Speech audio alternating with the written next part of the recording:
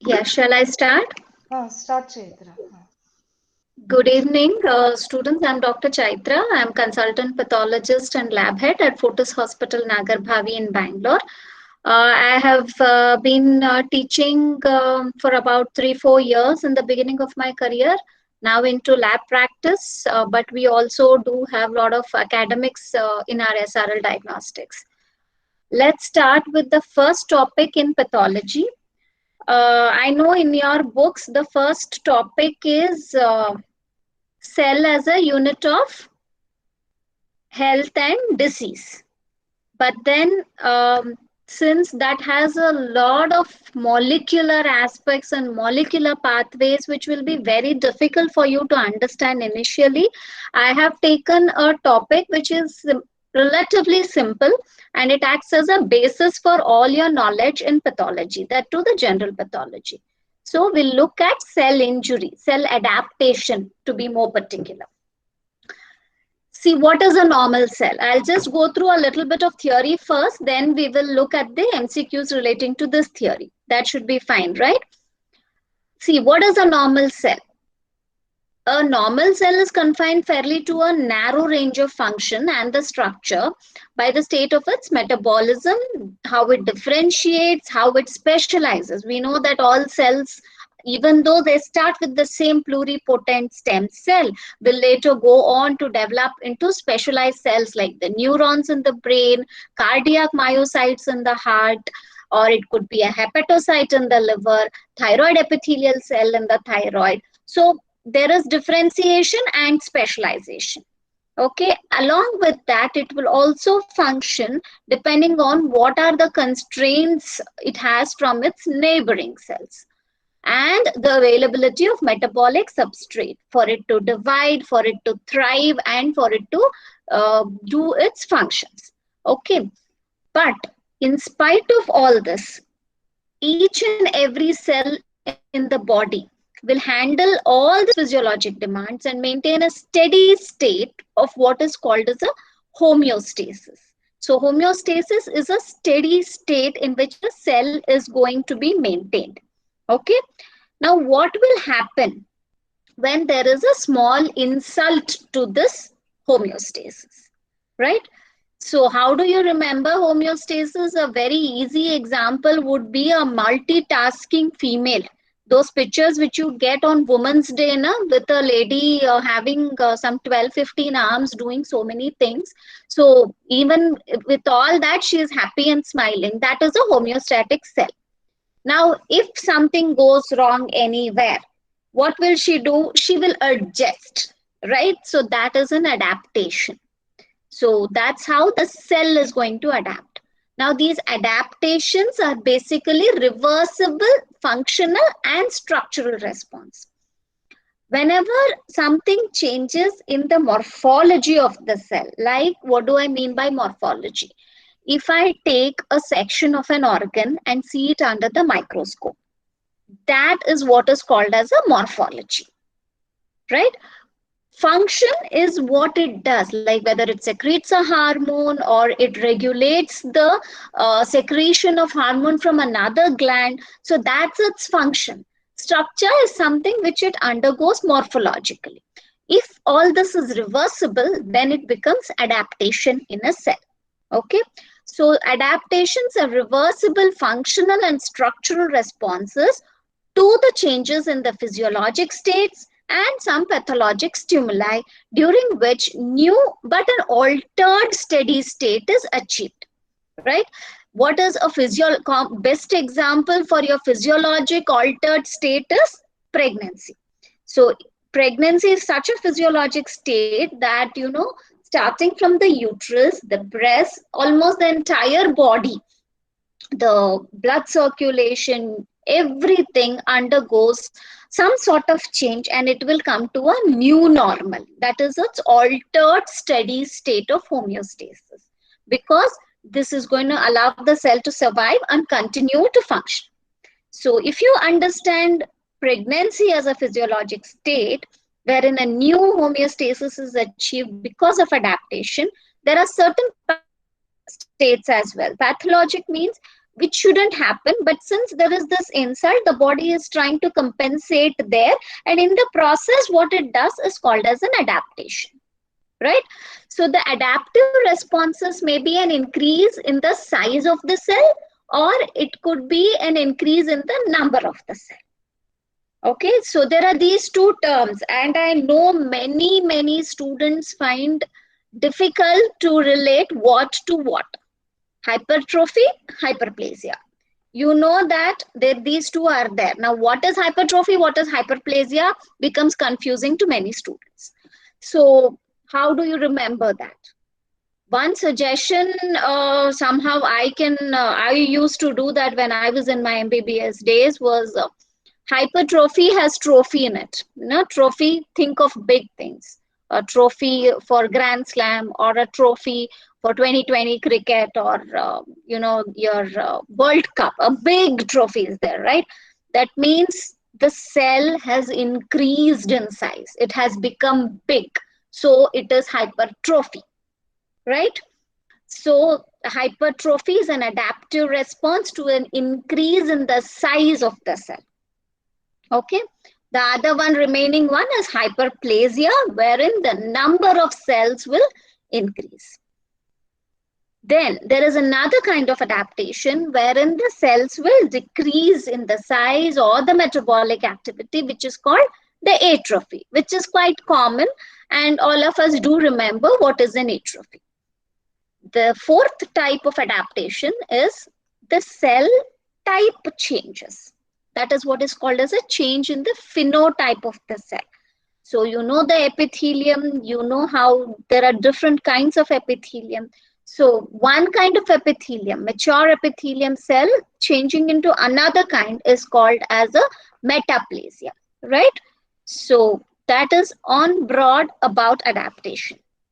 Now, what will happen if these adaptive responses will exceed their limit? You know, there is an injurious stimulus which is going on. Initially, the cell will try to adapt itself, like a cigarette smoking. Initially, when they start smoking, the cells in the respiratory epithelium of the trachea and the bronchi will try to adapt. You have columnar lining there. Okay, they will try to become more sturdy by metaplasing into squamous epithelium. But still, if the person continues to smoke, so they become deprived of the essential nutrients and they become compromised by mutations. So essential nutrients are gone, long-term continuous stimuli, mutations will occur, which will affect the cellular constituents, and that will lead to a cascade of events which will finally cause cell injury. Yeah, understood. So whenever there is a little disturbance, the cells will try to adapt. There are four types of adaptations: hypertrophy, hyperplasia, atrophy, and metaplasia. When all this is exceeded, the injurious stimulus is still there. No longer the cell can adapt. What will it do? It will decide to kill that cell. That becomes your cell injury. Okay. So this is a flow chart for cellular response to noxious stimuli and injury. So if you have a normal cell in a normal steady state, which is called homeostasis, in response to stress, it will adapt. If it is not able to adapt, it will go for cell injury. Sometimes the injurious stimulus is so much that there is no time for the cell to adapt. So directly there is cell injury. Okay, under the cell injury also, if it is mild and transient, it can become a reversible injury. But then if the cell injury becomes severe and progressive, it will go for irreversible injury. And under the irreversible injury, you have two types of cell death. Irreversible injury means finally the cell is going to die. So it's either through necrosis or through apoptosis. Apoptosis is programmed cell death, that it does not incite any inflammatory reaction from the body. Whereas necrosis is inflammatory reaction inducing cell death. Okay, we will discuss about this later. this is a table. I think you must have seen it in your Robbins, which will say what is the nature of the injurious stimulus and what is the cellular response. Like you have altered physiologic stimuli and some non-lethal injurious, it will go for adaptation. Whenever there is an increased demand and increased stimulation by growth factors or hormones, you will go for those two terms, hypertrophy and hyperplasia. When there is decreased nutrients, decreased stimulation, it will go for atrophy. If there is chronic irritation, it will change the kind of epithelium and it becomes metaplasia. Whereas in case of reduced oxygen supply or chemical injury, microbial infections, acute and transient, that goes for cell injury. Sometimes it is acute reversible, wherein you get to see certain changes within the cell in terms of light microscopy, like cellular swelling, fatty change. If it becomes progressive and severe, that goes for a DNA damage resulting in irreversible cell death in the form of necrosis or apoptosis.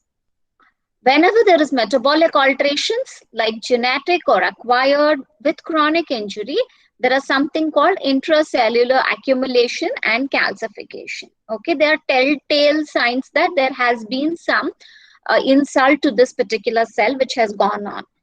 Then cumulative sublethal injury over a long lifespan is what we call cellular aging. All the cells undergo this cellular aging. So this is an example where actually I can explain to you a little bit about adaptation and cell death. So let's take the example of a normal myocyte. Myocyte means muscle cell. This is a striated muscle cell. If there is an increased load on this myocyte, it will adapt and it will become big. It has increased in its size compared to this myocyte. So this is an adapted myocyte. The adaptation is hypertrophy, right? This is how it will look on gross examination of a muscle which is received.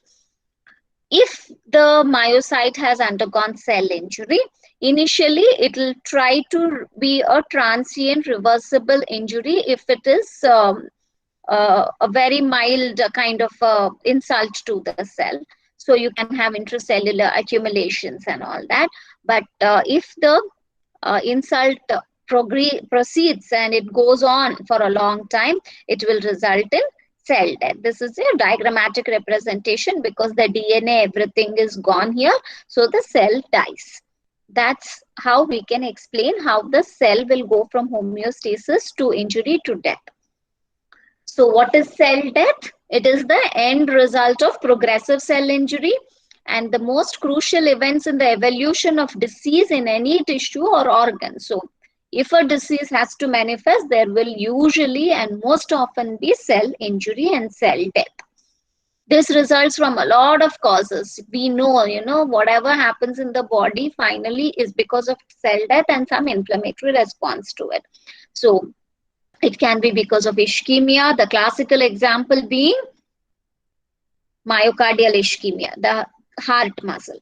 Infections, toxins, all these are the ones which will result in cell death. Cell death is also very important in your normal aging process and in embryogenesis, the development of organs and maintenance of homeostasis. There are two principal ways of cell death, that is necrosis and apoptosis. Nutrient deprivation triggers an adaptive cellular response called autophagy that may also culminate in cell death. So what is autophagy? Auto means self. By now you know these terms. Phagy means eating. So it will eat away its own cell. That is called autophagy. That will also finally culminate in cell death. I'll explain that to you. So let's go one by one. We will start with hypertrophy. I already told you hypertrophy is an increase in the size of cell that will result in an increase in the size of the affected organ. The hypertrophied organ has no new cells, just the existing cells have become larger. And the increased size of the cell is because of the synthesis and assembly of additional intracellular structural components. Most commonly, there is an increase in the synthesis of protein within the cell. Okay. The cells capable of division may respond to stress by undergoing both hyperplasia as well as hypertrophy. Because hypertrophy means there is no increase in the cell number, only the size has increased. So you should have to think of those organs wherein no new cells can divide, like brain, like heart muscle. There only hypertrophy is the adaptive response. Whereas there are certain organs like the uterus, wherein hyperplasia and hypertrophy both are possible. Okay. Non-dividing cells, that's what I said. The myocardial fibers, they increase tissue mass only because of hypertrophy. There are many conditions wherein hypertrophy and hyperplasia coexist and they contribute to the increased size. The best example of this is a pregnant uterus. Now, whenever we discuss adaptations, we always discuss physiologic adaptation as well as pathologic. Physiologic hypertrophy is caused by increased functional demand or by stimulation by hormones and growth factors. So if you just think logically, when will that homeostasis be disturbed? When there is an increased demand. If there has to be an increased demand, what will happen? There is a stimulus and that will result in increase in the number of growth factors. Okay, and that can also cause an increase in the hormones that will affect like estrogen, progesterone. So these hormones, we know the way in which they act on the end organs, and the end organs will answer to that particular stimulation by hypertrophy. Okay. Now there is the beautiful example of striated muscle cell and the heart and the skeletal muscles. Now we know that a mature skeletal muscle, especially the cardiac muscle, has only limited capacity for division. There is no new number of cells which will develop. So for any increased metabolic demand, it will undergo hypertrophy. Now, the commonest stimulus for hypertrophy of muscle is increased workload. Now, where will you see increased workload? For you to visualize it very easily, people going to gym and building their body, you know that they do get muscles. There are these packs, 2 packs, 3 packs, biceps, triceps, 6 packs, ab and all that. So all that is a very good example of hypertrophy of the skeletal muscle, right? Now, when we come to the heart, now what is the stimulus in the heart? This most common example is the hypertensive people. Whenever there is hypertension in any particular individual, the same heart will have to pump with extra vigor, with extra force to deliver that much amount of blood to the rest of the body parts. So it is working against an increased pressure there. So that is where is an increased workload on the heart. So people who have high BP, the hypertensive people, that is what we call hemodynamic overload. Chronic hemodynamic overload is the medical term used. So because of that, you will have the heart working with extra vigor. That is when the ventricles are going to undergo hypertrophy. So that's why I asked you, do we have any interns here who are actually treating and seeing the patients, who have a lot of experience in the clinical side? What happens is whatever you learn in pathology will be asked in your MCQs as a question with a clinical basis. I will give you examples in the end. You will be given a clinical scenario of a patient and you will be asked what was that pathologic thing which happened, right? So if you have tried to correlate pathology with the clinical part, that is the medicine, the surgery, that's when you will be able to remember these things very well. Otherwise you feel pathology is a left out part. If you understand the pathogenesis and how things happen, the rest of your medicine becomes very, very easy, provided your pharmac is at least on par with whatever is happening. So that's what I feel, because pathogenesis forms the basis for all the diseases, right? So similarly, In patients with hypertension, whenever you do an echocardiogram, you will see that there is a left ventricular hypertrophy. The thickness of the left ventricular wall will be more than what is expected. So this becomes your applied knowledge into your clinics. Let's come back here. In both these tissue types, that is both in the cardiac muscle as well as in the skeletal muscle, there is increase in the synthesis of proteins. That is how hypertrophy happens. And also there is an increase in the number of myofilaments. Now this will increase the amount of force each myocyte can generate. Thus it will increase the strength and the work capacity of the muscle as a whole. Okay, so resultant, you will see an increase in the size of the organ. The massive physiologic growth of the uterus during pregnancy is a very good example of hormone-induced enlargement of an organ, which results mainly from the hypertrophy of the muscle fibers. Again, the uterine smooth muscle fibers are the one which are going to undergo hypertrophy in pregnancy.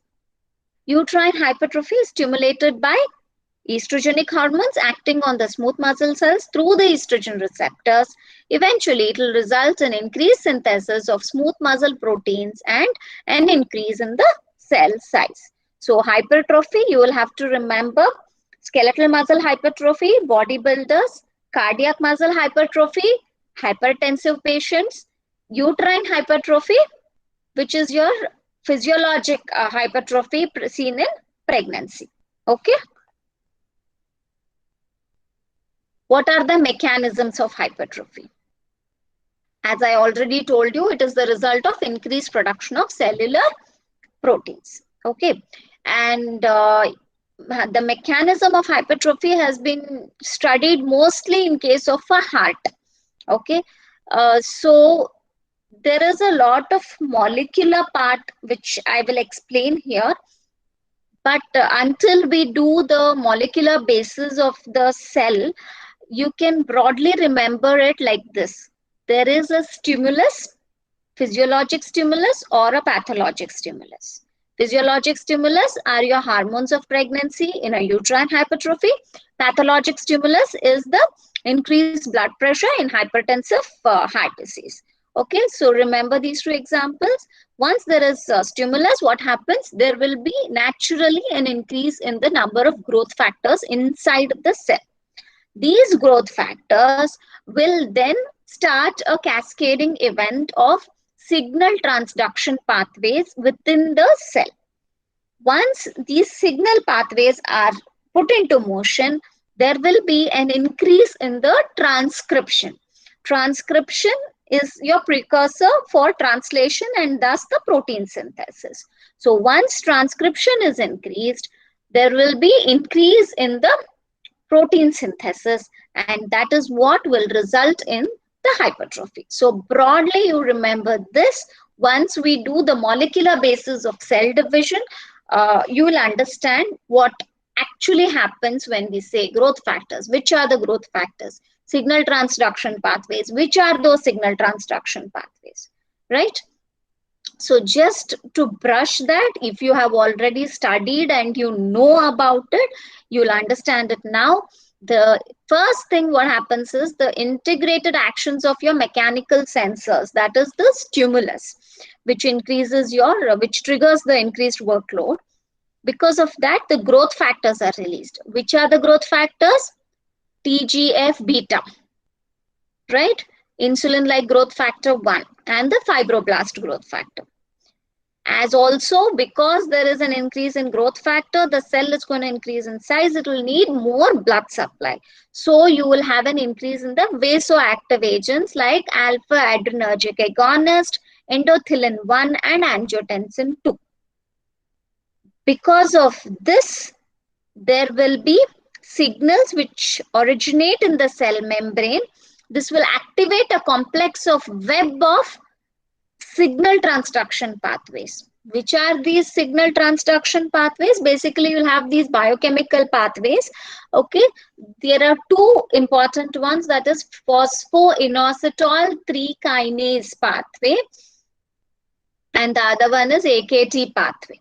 Okay, these two signal transduction pathways are activated, and there is signaling downstream of G protein coupled receptors. Because of this, what happens? There is an activation of a set of transcription factors such as GATA4, nuclear factor of activated T cells, and myocyte enhancer factor 2. Now, these transcription factors will cohesively work together and will increase the synthesis of muscle proteins, which will result in hypertrophy. Yeah, as I already told you, when we do the molecular basis of cell division, you will understand this better. But for now, you can remember this particular flow in your brain. That's about hypertrophy. If you have any doubts, you can actually put it up in the chat box. I will be able to see them and answer them. Okay, when I will see those chats. Okay, if you have any doubts on hypertrophy, you can put it across in the chat box. So next we move on to hyperplasia. It's defined as an increase in the number of cells in an organ or a tissue in response to a stimulus again. So as I already said, hypertrophy and hyperplasia, they are two distinct processes, but they can frequently occur together and may be triggered by the same external stimulus. And one important difference is hyperplasia is increase in the number of cells. So once we talk about the numbers, so it will happen in only those organs or in tissues which are capable of dividing. Which are the examples of the organs or tissues which divide? Can I get an answer? Where do you see the division? Bone marrow. Bone marrow, very good. Then one is bone marrow. Where else can you see active division? Fetal cells, embryonic cells. Okay. Then think of all the transplants which we do. Apply your clinical knowledge. That's where the pathogenesis you'll understand.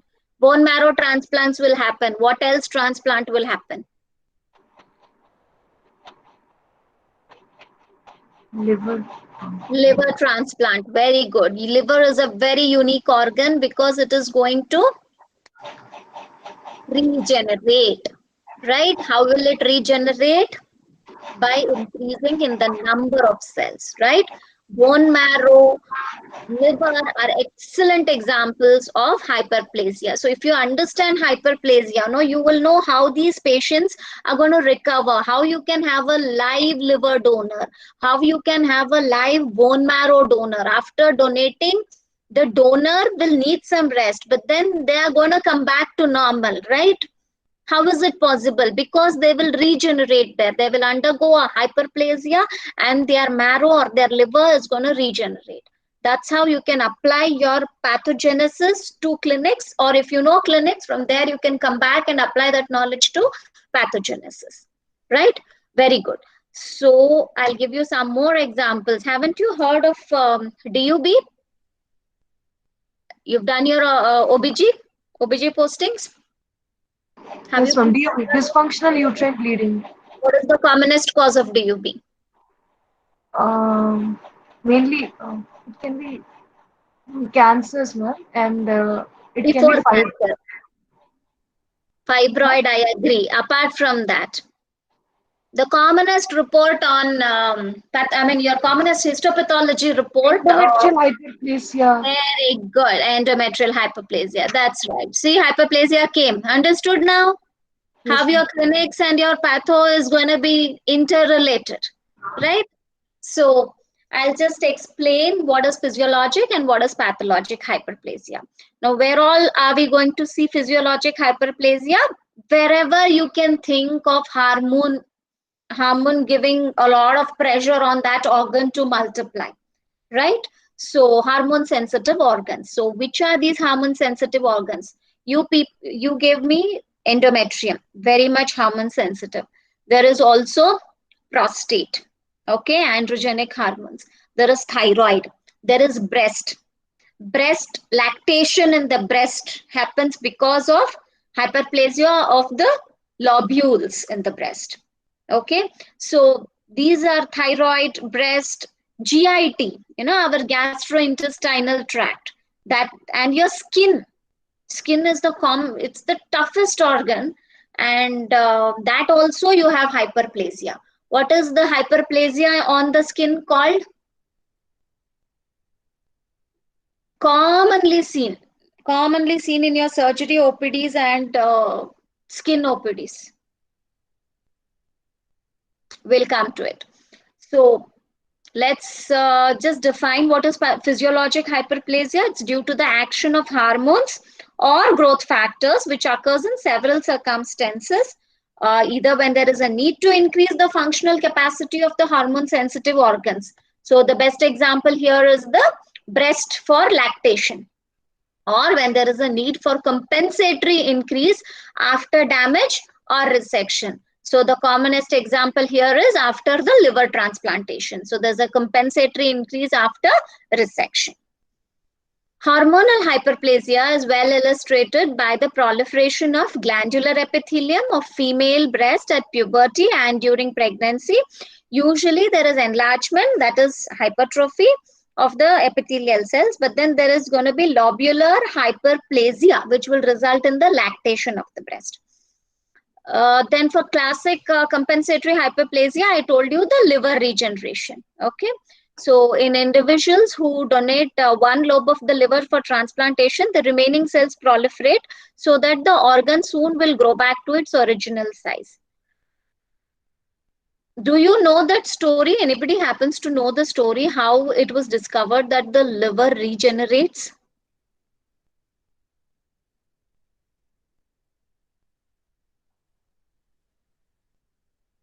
No? How was it found that the liver will regenerate? A very ancient story which is said.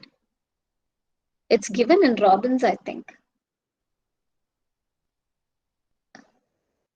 See, there was this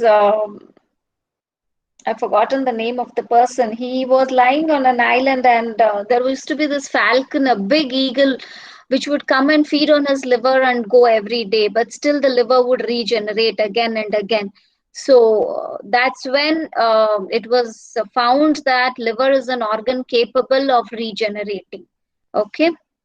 The second, marrow transplant, as you correctly said, very good hyperplasia happens whenever there is anemia, be it microcytic hypochromic anemia, be it hemolytic anemia, because of the deficiency in the peripheral blood, the bone marrow will react by increasing the number of the precursors and trying to push them into the peripheral blood to compensate for the anemia. So we very classically see a bone marrow hyperplasia in anemia. Okay. So this is what happens in marrow. Pathologic hyperplasia. Most forms of pathologic hyperplasia are caused by excessive or inappropriate action of hormones again. Now there it was needed. Where we said physiologic, it was needed for a particular reason. Here there will be no need. That's why it becomes a pathologic. Because of certain hormones which are just like that secreted, there will be an increase in the number of cells which are on the target cells. So the commonest example is the endometrial hyperplasia. It's abnormal hormone-induced hyperplasia. So this, how do we explain an endometrial hyperplasia? After a menstrual cycle, normally there is a rapid burst of proliferative, especially physiologically as well, the endometrium is going to proliferate. Okay, because you have this feedback loop, estrogen, the pituitary releasing the hormones. So all that is there. But then by 10 to 14 days, estrogen is secreted. By then you have progesterone which gets secreted, which is going to have a negative feedback effect on the pituitary. So your physiology cycles here. So, but what happens if this doesn't happen? There is a lot of imbalance between estrogen and progesterone. Then it will result in unopposed action of estrogen on the endometrial cells and the glands, which will respond by increase in the number of endometrial cells, resulting in endometrial hyperplasia. This form of pathologic hyperplasia is the commonest cause of abnormal menstrual bleeding. That's what is termed as dysfunctional uterine bleeding as a clinical diagnosis for abnormal menstrual bleeding. Okay, and the same thing you can see on ultrasound. If a uterine ultrasound is performed on a lady having hyperplasia, their endometrial thickness will be much more than the normal for that particular period of their menstrual cycle. So that, along with when DNC is done, we do get a lot of material, and when we process it and see it under the microscope, we will be able to very nicely see that the number of glands for that particular day of menstrual cycle is much more than to be expected. So that's when we call it endometrial hyperplasia. Okay.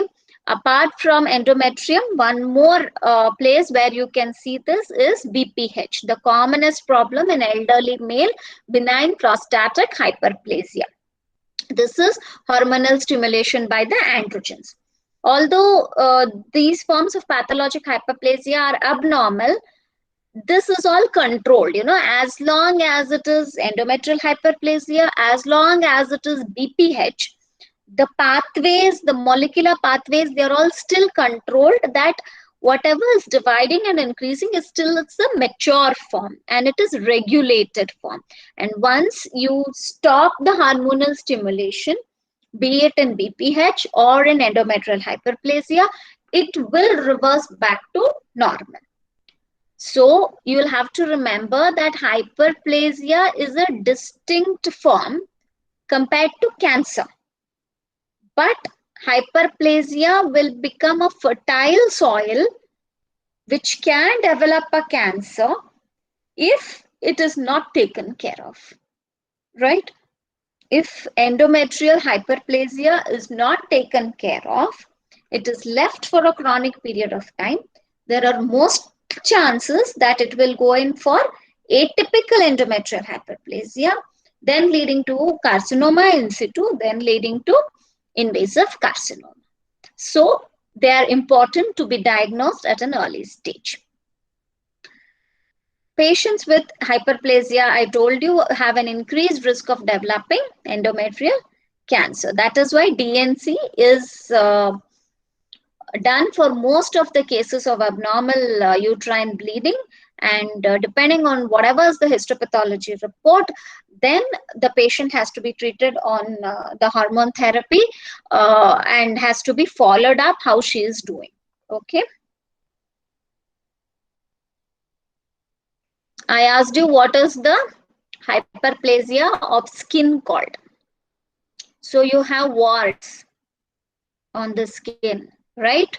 We know it is a viral infection because of the papilloma viruses. So the warts are actually hyperplastic epithelium of this stratified squamous epithelium, which is there on the skin. Now here the stimulus is the viral infection that will trigger the whole pathway to increase the cell proliferation. Okay. Then we also know that, like other forms of hyperplasia, virally induced proliferations can also act as precursors of cancer. So it's not that hyperplasia, you can just leave it off. It can be a fertile ground for cancer. So treatment is needed for pathologic hyperplasia. As we studied in the mechanism of hypertrophy there, what is the mechanism of hyperplasia? Mostly it is the result of growth factor driven proliferation, and in some cases by increased output of new cells from tissue stem cells. Basically, there is a functional aspect in hyperplasia. After hepatectomy, growth factors are produced in the liver that engage the receptors on the surviving cells, and they activate the signaling pathways. And now in hyperplasia, the signaling pathway is such that it will result in increased mitosis. because we need more number of cells in this. Unlike in hypertrophy, wherein there were signal transduction pathways leading to the synthesis of proteins which will increase the cell size, in hyperplasia you're going to have signaling pathways which will result in increased mitosis of cells. That's the basic difference in mechanism which you have to understand. And since here it's going to be mitosis, you will have to remember that you get to see hyperplasia in organs which are mitotically active, in organs and tissues which are mitotically active. So that way you will be able to very clearly segregate in your mind what are the organs which go for hypertrophy, what are the organs which go for hyperplasia. Yeah. This is okay, we don't have to go there. Next form of adaptation is atrophy. Atrophy is defined as reduction in the size of the cell. Once you understand hypertrophy, atrophy is just the opposite of it, right? So it is a reduction in the size of an organ or a tissue because of reduction in the cell size and the number. Again, it can be physiologic and pathologic. We all know about physiologic atrophy. We all know about disuse atrophy, which was studied in the PUC, isn't it? So if I break it down a little more, there's going to be very commonly seen, and all of us know that the notochord and the thyroglossal duct, which were there in the fetal development, these embryonic structures are not there in the adult life. Why? What happened to them? They underwent atrophy, right? So the decrease in the size of the uterus, which occurs after parturition, is another form of physiologic atrophy. So there was hypertrophy because there was a need to harbor the fetus, and after the fetus comes out, naturally, because the hormones, everything come down, it will go in for atrophy and it will go back to its original size. Pathologic atrophy has several causes and it can be local or it can be generalized. So there are few of these common causes. I'll just tell you. Very logically, if you think, you will be able to get what are the causes of atrophy. You don't even have to, study in depth for this. So where all can you have atrophy? Whichever will not result in cell growth. So decreased workload. So increased stimulus resulted in hypertrophy. Now you have a decreased workload. Where is this seen? Disuse atrophy. We saw disuse atrophy in a fractured bone. A fractured bone, you immobilize it in a plaster cast. Patient is restricted, complete bed rest. What will happen? The skeletal muscle around it will rapidly undergo atrophy. So once the plaster cast is removed, invariably there will be a difference in the size when you compare it to the opposite limb. But then once the activity is resumed, they will come back to normal. Okay, so that is where disuse atrophy can be seen. Then second place where you can have disuse atrophy or atrophy is called as denervation atrophy, because there is no nerve supply. The normal metabolism and the function of the skeletal muscle is much dependent on its nerve supply. So any damage to nerves will lead to atrophy of the muscle fibers supplied by those nerves. All the paralysis, whatever we see, that is all because that will all lead to denervation atrophy. Then diminished blood supply. A gradual decrease in the blood supply in the form of ischemia to tissue as a result of slowly developing arterial occlusive disease results in atrophy of the tissue. So the commonest example is in the late adult life, the brain will undergo something called as progressive atrophy because of reduced blood supply. How is the blood supply reduced? There will be atherosclerosis in the blood vessels which supply the brain. There is some sustained atherosclerosis which will result in diminished blood supply, and that undergoes atrophy. That is called senile atrophy. Similarly, you can see senile atrophy of the heart as well, but the more pronounced is in the brain. Inadequate nutrition. Very classical example is our protein calorie malnutrition, which is taught to us from a very young age, right?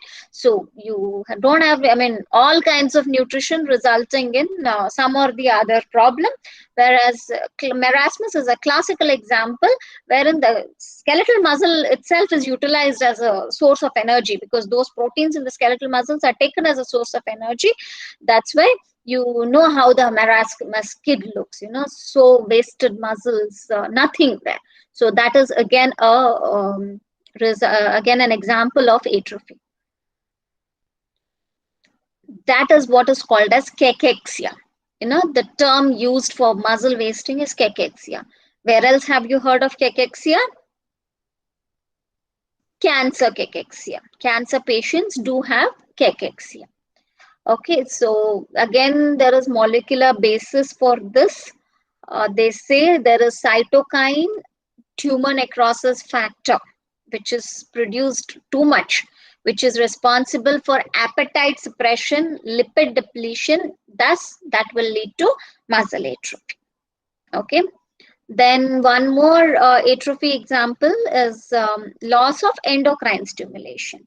So as long as there is hormonal axis intact, we know that there are certain organs which do function. But once that hormonal axis is gone, there is atrophy, like most commonly the breast and the reproductive organs. The loss of estrogen stimulation after menopause will result in physiologic atrophy of endometrium, vaginal epithelium, and of the breast. Then pressure atrophy. Tissue compression for any length of time can cause atrophy. So if there is an enlarging tumor somewhere, that can actually cause atrophy in the surrounding uninvolved tissue.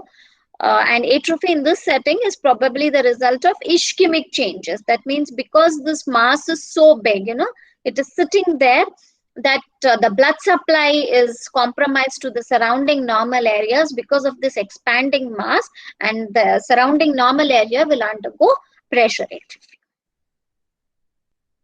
So what is the mechanism of atrophy? It will result from basically opposite of hypertrophy. How hypertrophy increase protein synthesis, here decrease protein synthesis, and also coupled with increased protein degradation. Okay, protein synthesis decreases because of reduced metabolic activity. And the degradation of cellular proteins occurs mainly by the ubiquitin protease pathway, proteasome pathway. The nutrient deficiency and the disuse will activate ubiquitin ligases. When we discuss the molecular basis, this pathway will come into picture, because it's one of the most important pathways whenever we discuss cell division, growth, and necrosis and apoptosis. So I will explain it to you then. So basically, there is a stimulus to activate this pathway of ubiquitin ligases, such as nutrient deficiency, that will attach the small peptide ubiquitin to cellular proteins and target these proteins for degradation in proteasomes. So that's how there's going to be atrophy. This pathway is also thought to be responsible for the accelerated proteolysis seen in a variety of catabolic conditions such as cancer cachexia. And I told you in the beginning when we discussed about autophagy, right? So autophagy means the cell will eat itself. Okay. And that we can see under the microscope in something called autophagic vacuoles. The best example is we call lipofuscin granules, aging granules, or it's also called brown atrophy. Brown atrophy sometimes is asked as your MCQ. It's basically an example of atrophy, and it is lipofuscin pigment. Like what happens is there are these residual bodies left over after autophagy happens. Autophagy means it's the process in which the starved cell will eat its own components within the cell in an attempt to reduce the nutrient demand to match the supply. Now, in this process, some of the cell debris within the autophagic vacuoles will resist the digestion. and they will still be seen in the cytoplasm as membrane bound residual bodies. Okay, so classical example, as I said, is lipofuscin granules. And when this lipofuscin granule is present in sufficient numbers, it gives a brown discoloration to the organ. We usually see this on autopsy cases in aged people. Very nicely, lipofuscin pigments will highlight on microscopic sections, and it's a normal finding. Not much significance is attached to it, but it's a telltale sign that there has been autophagy in that particular organ. The last of the adaptations is the metaplasia. When it cannot undergo hypertrophy or hyperplasia or atrophy, the cell will still try to adapt to the increase in demand by changing the cell type, right? So you know that there are epithelial cells and there are mesenchymal cells. Epithelial cells are there in those tissues and organs which are best suited with a lot of wear and tear. And mesenchymal cells are there in those tissues and organs where you need a lot of strength. Okay, so if one particular type of epithelium is put under stress, the body will try to respond and still adapt by changing into another mature kind of epithelium. Okay, so it often represents an adaptive response in which one cell type that is sensitive to a particular stress is replaced by another cell type that can better handle that kind of adverse environment. So most common epithelial metaplasia is columnar to squamous. I already told you in the respiratory tract of uh, chronic irritation such as smokers. When smokers will start, the initial ciliated columnar epithelium will be chronically insulted. It will no longer be able to take it. So it will adapt by changing to squamous epithelium, which is much more sturdy epithelium. Okay, so that's the commonest result of metaplasia. The second example would be if there are stones in the excretory ducts of salivary gland or pancreas or bile duct. We see very beautifully whenever we have gallbladder removed for chronic cholecystitis, or we get a salivary gland because of stone blocking it, pancreatic duct if we get, or histopathology. Very beautifully we can see that there is columnar and the next immediately squamous starts. So there is metaplasia. There is also one more place where there is metaplasia. Can anybody tell me that? I have not included in this PPT just to see if you are aware of it. Any other place where you can think? Cervix. Cervix. Very good, very good. The commonest gland, and we have been able to demonstrate that the metaplasia will result in dysplasia, that results in malignancy, and because of that, the pap smears have been introduced as a preventive and a screening method to make sure that these cases are caught early, and treatment is very easy when you catch them early, right? So that's where metaplasia is exhibited. One more is vitamin A deficiency, resulting in squamous metaplasia in the respiratory epithelium. And Barrett's esophagus. What is Barrett's esophagus? Heard of it? It's a common MCQ question. Not heard of it? Chronic alcoholism and chronic Ma'am, irritation causes damage to the lower part after of the esophagus. Correct. What will happen in that? Damage to the lower part of esophagus. Correct. So how will that lower part of esophagus adapt? What changes to what?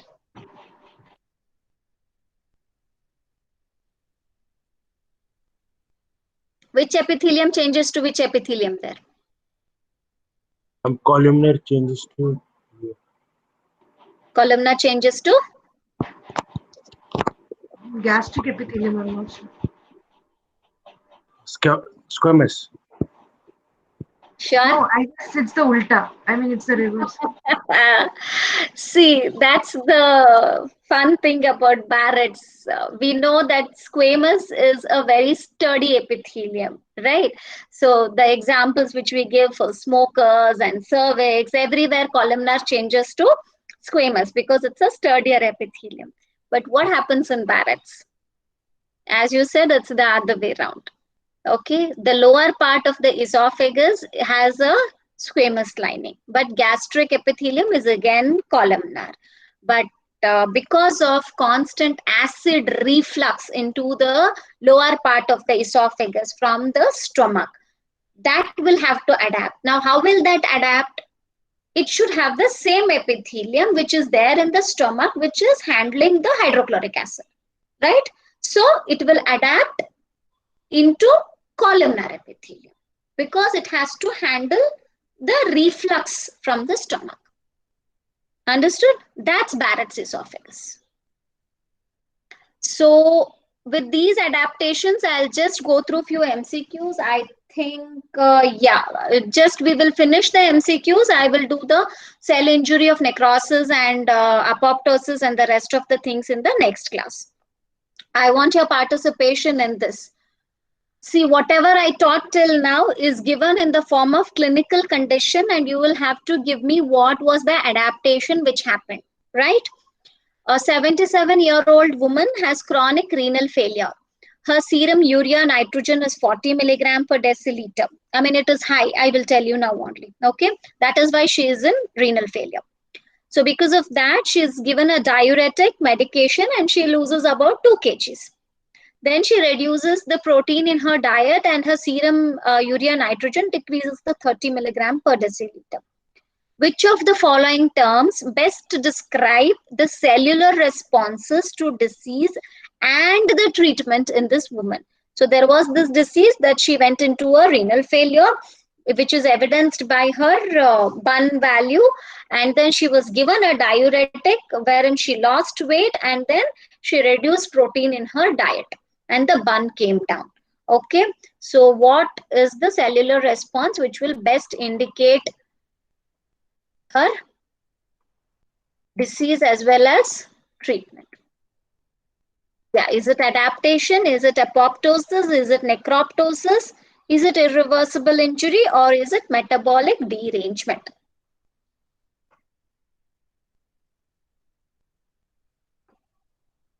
Come on. A. Confused between A and E. Confused between A and E. E. Yeah, the E has been inserted to confuse you only because all the other three you will easily rule out. Right? Yes, ma'am. Yeah. Any more? Anybody wants to stick with either A or either E? A. A. Why?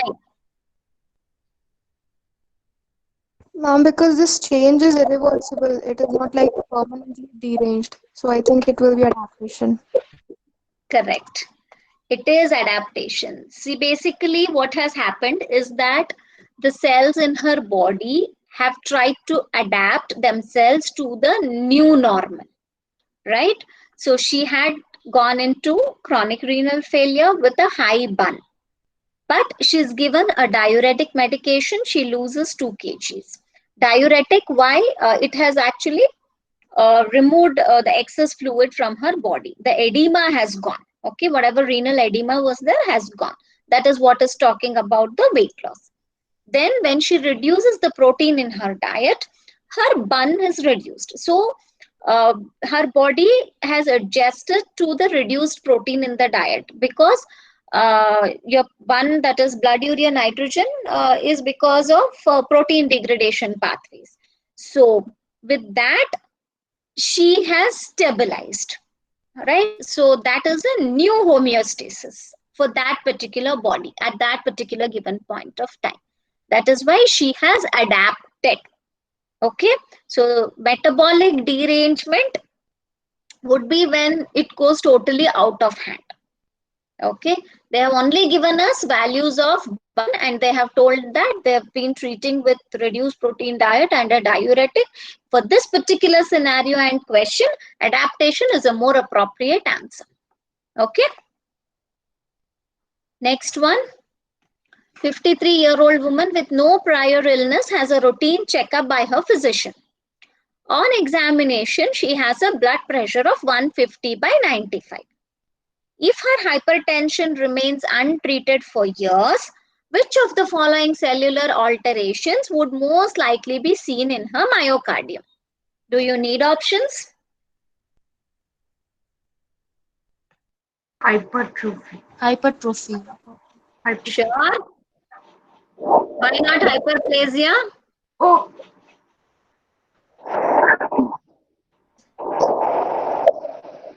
Cardiac muscles do not divide. Ah, very good. So you all listen to my talk then. I'm happy. It is hypertrophy. That picture which I showed you with a striated muscle showing hypertrophy and then an irreversible damage. So that was actually the photo below that was that of a cardiac muscle. It is hypertrophy. Okay. The ma'am, chronic. I have a doubt, ma'am. Tell me. Now suppose systolic and diastolic pressure is increased, I can see from the values. Correct. Now, even the coronary, ma'am, not only the systemic circulation, ma'am, for that I agree it should be hypertrophy. But if suppose there is coronary circulation compensation, there should be ischemia and there should be fatty change also, ma'am, like in later stages. So, like, if there is a decompensation in coronary circulation. But then they are asking you myocardium mein what will happen? What will happen inside the myocardial muscle? Myocardium usually constitutes of the muscle, right? Fatty change in heart is usually a secondary kind of adaptation. The primary adaptation for this particular situation of a high blood pressure they are talking, that will result in a pressure overload on the heart, and that will result invariably most commonly into, and they say most likely, right? So this most likely will be a hypertrophy. If they had mentioned coronary circulation and asked you that what will happen if the coronaries are also compensated, then there would be a chance of thinking a secondary change in terms of fatty change. Yeah, is that clear? Yes, ma'am. Yes, ma'am. Thank you, Okay. ma'am. Yeah. A 22-year-old woman becomes pregnant. A fetal ultrasound at 13 weeks gestation shows her uterus measuring 7 into 4 into 3 centimeter. At delivery of a term infant, her uterus measured 34 into 18 into 12, right? Which of the following cellular processes has contributed most to the increase in her uterine size? Is it endometrial glandular hyperplasia? Is it myometrial fibroblast proliferation? Is it endometrial stromal hypertrophy? Is it myometrial smooth muscle hypertrophy? Or is it vascular endothelial hyperplasia? Myometrial smooth muscle hypertrophy. Correct. Correct. See, you know it is hypertrophy. You know they're talking about gravid uterus and they're asking, and they have given you size also, right? They have given you size at 13 weeks and at term. That means basically they're asking hypertrophy only. But they are confusing you with what is the cell which will undergo hypertrophy. Understood? Is it endometrial cell? Is it myometrial fibroblast? Is it endometrial stroma? I mean, they're confusing as much as possible here. But you will have to remember that it is the smooth muscle cell in the wall of the uterus which will undergo hypertrophy, and that is what is responsible for such a big uterus size. Yeah? Clear? It is the myometrial smooth muscle hypertrophy. We'll move on to the next. A 16-year-old boy sustained blunt trauma to his abdomen when he struck a bridge abutment at high speed while driving a motor vehicle. Peritoneal lavage shows a hemoperitoneum, and at laparotomy, a small portion of the left lobe of the injured liver is removed. And 2 months later, a CT scan of the abdomen shows that the liver has nearly regained its size before injury. Which of the following processes best explains this CT scan finding? Right? What are we talking about? Are we talking apoptosis, dysplasia, hyperplasia, hydropic change, steatosis? C. Hyperplasia. Hyperplasia. Pretty straightforward, right? It's hyperplasia. Basically, they are talking, the question is very nicely framed with all your clinical things put together. See, if it was a one-liner question wherein it says regeneration of liver is an example of, everybody would easily put it hyperplasia. But the same thing is asked in the setting of a clinical question. So that's where you will have to be careful. You know, this can easily become a medical question, easily become a surgical question. There are multiple MCQs which can be formed with this clinical case scenario. But you should know what you are looking at. What I'm trying to say is they could easily ask you what was the line of treatment here followed, which will become your surgical question. But finally, what is the question they are asking you? What is the following process which explains the CT scan finding? So if you understand your basics well, you will be able to answer these kind of questions. Yeah, as you all rightly said, the answer is hyperplasia. A 71-year-old man has had difficulty with urination, including hesitancy and increased frequency for past 5 years. With this first line, what comes into your mind? What are we talking about? There is hesitancy, increased frequency. We are talking about prostate. Okay, I don't know whether it may be benign, malignant. I'll have to read the rest of the question for that. But with just this one, I know a old age man complaining of increased frequency, hesitancy, urgency of micturition. I'm looking at something to do with the prostate. So they're giving us something more. Let's see what they have told us.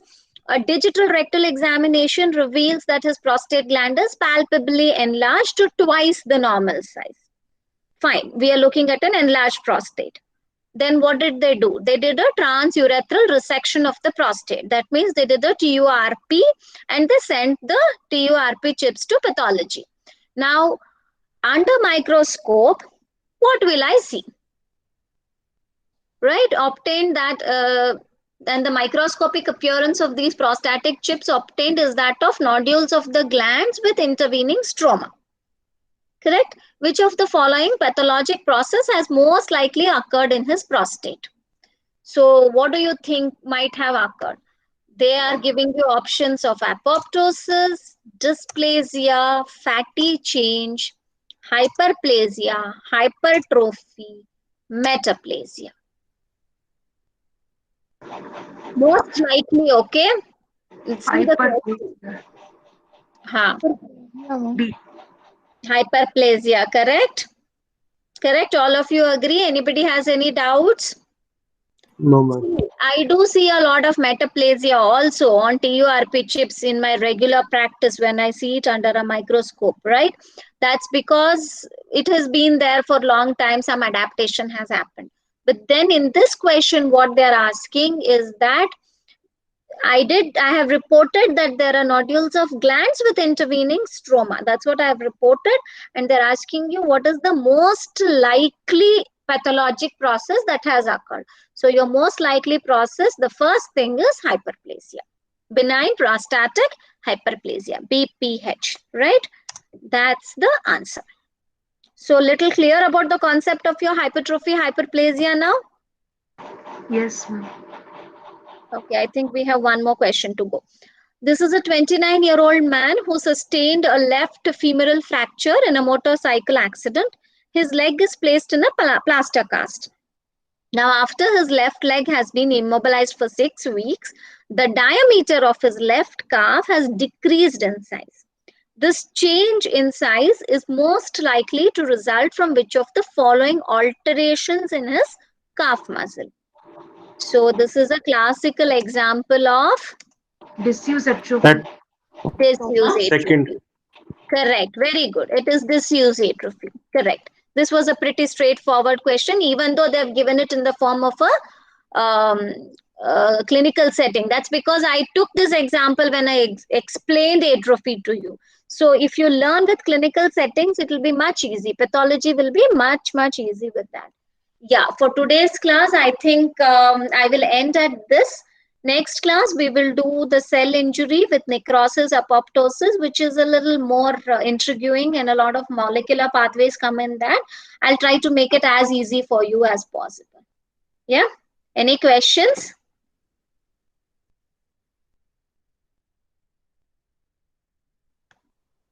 No, ma'am. Okay. Corns on skin isn't, somebody's asked me, I think we explained that, right? Corn on the skin is skin hyperplasia. Correct? Sukubai, are you there? Ma'am, yes, ma'am. Ma'am, that time, yeah, that only Yeah, after that only you explained, yes. Ma'am. yeah, correct. Right. So that should do for today. If you want me to clarify anything to you, you can ask on the chat box, or you can unmute yourself and ask.